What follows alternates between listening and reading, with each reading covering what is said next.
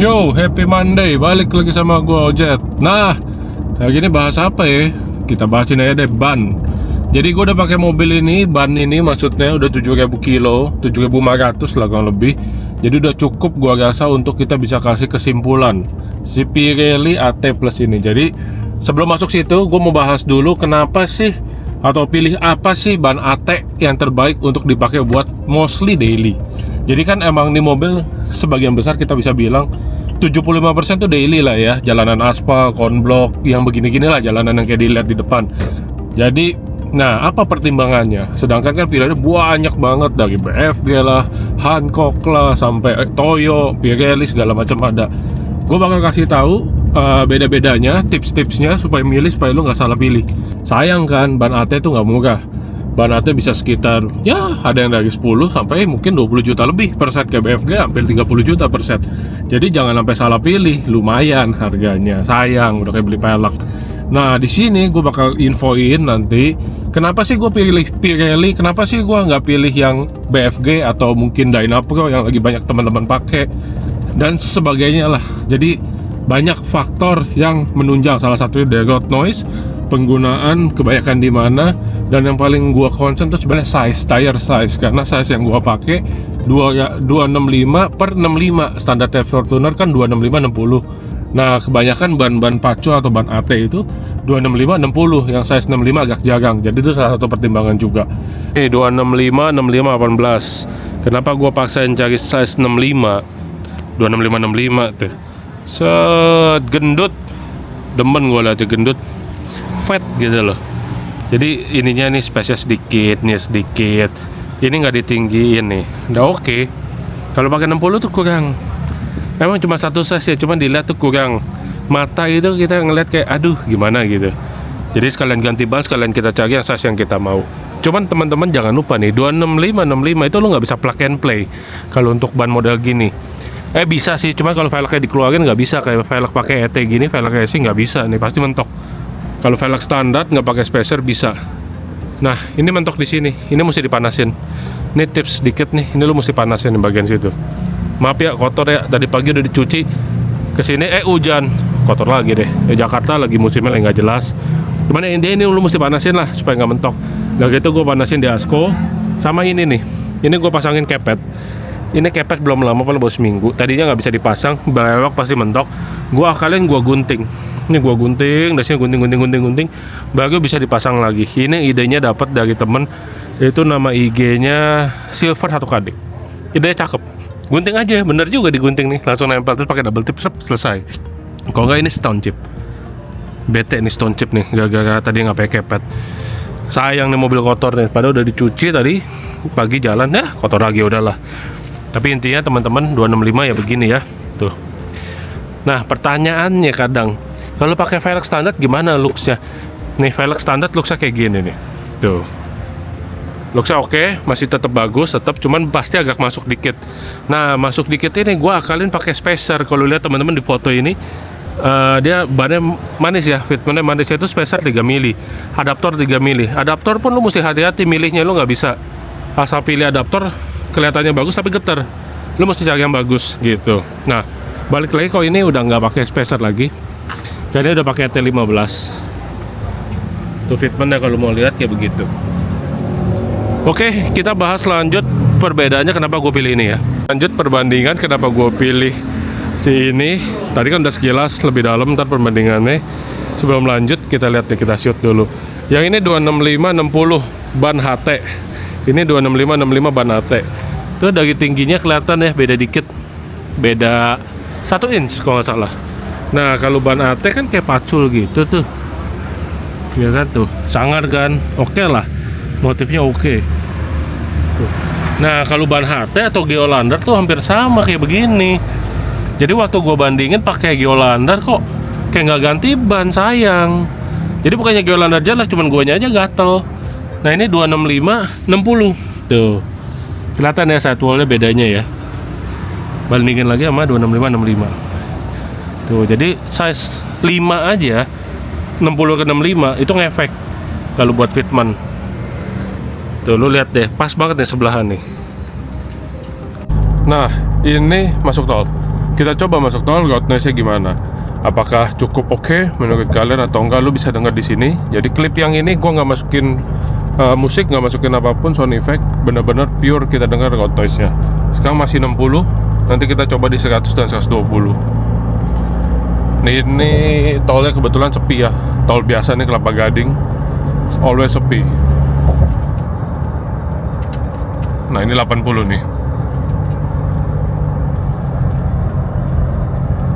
80 masih oke ya, masih hampir tidak terdengar lah apa-apa itu, udah kayak ban standar aja.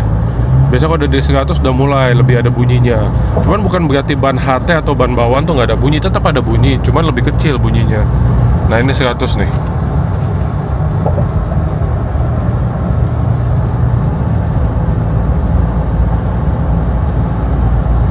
Nah kayak gitu 100 nih. Sebenarnya kalau dibilang sih in real life sih bener-bener hampir tidak kenotis ya, biasa banget. Nah ini dibelokkan tuh.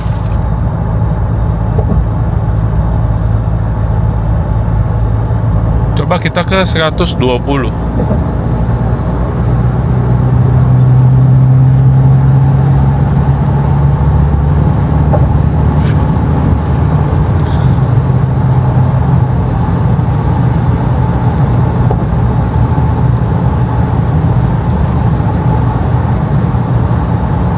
Nah kayak gitu tuh suaranya. Jadi sebenarnya masih oke kalau gini. Salah satu pilihannya kenapa gue pilih ini ya faktornya karena gue banyak di tol. Jadi gue berasa harusnya yang lebih silent lebih oke. Cuman tetap nggak bisa ngalahin Geolander. Katanya Geolander tuh lebih silent. Oke, tes di tol udah ya. Kita balik lagi ke jalan bawah lagi. Tahu. Nah, urutannya sendiri kalau gue survei untuk silentan di tol berdasarkan gue coba punya teman, punya gue sama gue lihat di blog yang di Aussie kan banyak tuh, blog Aussie lu lihatnya di YouTube banyak. Yang paling tinggi tetap Geolander untuk paling silent. Kedua baru ini, terus BFG itu posisi paling bawah. Dia paling tidak silent untuk baik KO02 ataupun KO03. Menurut review 03 sih jauh better, cuman masih belum menjadi yang terbaik untuk silent di highway. Nah ada lagi yang menarik itu Toyo. Toyo itu kan lumayan famous ya, Toyo Open Country nggak salah tipenya. Di Indonesia tuh banyak yang pakai. Cuman kenapa gua nggak pilih itu padahal banyak, karena dia salah satu yang terberisik. Bahkan kalau nggak salah ratingnya lebih jelek dari BFG. Jadi gua belum pakai itu. Jadi gua pilih yang lebih silent. Nah itu di tol tadi udah. Sekarang ini turun tol, gua nyetir dulu sampai kita bahas si perbandingan lainnya di bawah. Oke ini udah di rumah. Sekarang kita bahas yang tadi perbandingan lainnya. Jadi sebelum ini, gue tuh mau pilih Geolander. Geolander itu kayak begini nih. Nah, itu jadi lebih halus. Kembangannya kalau dibandingin ini, si Geolander lebih halus. Tapi kelebihan dia, kalau gue review dan gue tanya, itu paling silent. Off-road capability tentu paling kurang karena dia kotak-kotaknya paling kecil, tapi bannya paling silent. Jadi itu, lu mau pakai itu, cari ban nyaman, Geolander G015. Yang lebih sangar, Geolander MT. Tapi gue tidak tahu bagaimana, karena yang dicarikan bannya AT. Yang kedua, yang paling banyak kita cari adalah BFG. Nah, BFG itu masuk pakai 02. KO02 kayak begini. Nah, si KO02 ini sebenarnya motifnya oke. Cakep ya, ganteng ya. Tahunya oke, semuanya oke. Little 2GD juga pakai, itu bagus semua. Nah, kalau lu lihat di sini itu paling the best motifnya, cuman dia problemnya buat gua adalah speed index. Speed indexnya cuma 170. Nah, gua kan suka road trip, suka keliling jalan road trip. Nah kalau cuma 170 itu gawat. Kenapa? Kalau gue jalan 150 di tol misalkan lagi di Trans Jawa atau apa, kan jadi kayak anxiety ya, rasa tidak nyaman, tidak amannya ada tuh. Memang sih nggak mentok speed indexnya, cuma kan sisa 20, sisa dikit satu. Itu kedua lebih berisik dan paling boleh dibilang kurang nyaman kalau di highway. Tahu dari mana ya, gue nanya-nanya dan review dari blog di Australia, di mana-mana YouTube banyak. Sama tanya usernya aja gitu. Yang ketiga tuh yang paling banyak pakai Dynapro Extreme. Gua sangat tertarik dengan Dynapro Extreme. Reviewnya oke, harganya oke. Memang dia tidak paling silent, cuman untuk harga segitu itu sangat worth it. Harganya tuh worth it banget lah intinya. Cuma sayang dia nggak ada size 65, jadi otomatis auto skip Dynapro Extreme itu. Tapi ditambah dengan review si Asuk setelah pakai kemarin tuh, dia tadi DKO02 diganti ke Dynapro Extreme, malah dia bilang berisik. Jadi gue kayak berasa, oh ya udahlah untung nggak ganti itu. Sisanya apa ya, Maxxis yang gue mau tuh nggak ada tipenya. Maxxis Razer RAZR kalau nggak salah. Ada cuma tipe Bravo doang. Di tipe Bravo ada size 265/65, di Razer nggak ada. Jadi ya sama kayak Dynapro auto skip. Kenapa ya? Beda dikit tadi kan, size ini kan tuh kayak gini 65 nih lebih manis, kok itu kurang gitu. Selain itu apa lagi? Toyo berisik. Udah itu doang. Jadi perbandingannya itu kenapa jatuh cinta dan dipakainya yang ini. Paling pertama dia paling silent untuk di highway. Kedua harganya lebih terjangkau dari BFG. Ketiga untuk off-road capability dan looks-nya cakep, ya kan? Kan looks juga kan penting kan ya. Off-road kita nggak terlalu sering, cuman kalau looks kan tiap hari dilihat. Tuh ada tahu-tahunya tuh manis gitu loh, masih bagus gitu. Oh iya, satu lagi, KO03 gimana? Waktu gue beli KO03 harganya masih goib, belum ada. Cuman menurut review itu improvement jauh dari KO02. Cuman juga ya bukan yang the best, cuman improvement jauh. Oke, sampai di sini pembahasan gue tentang ban AT. Jangan salah pilih, review dulu, banyak banget review di YouTube.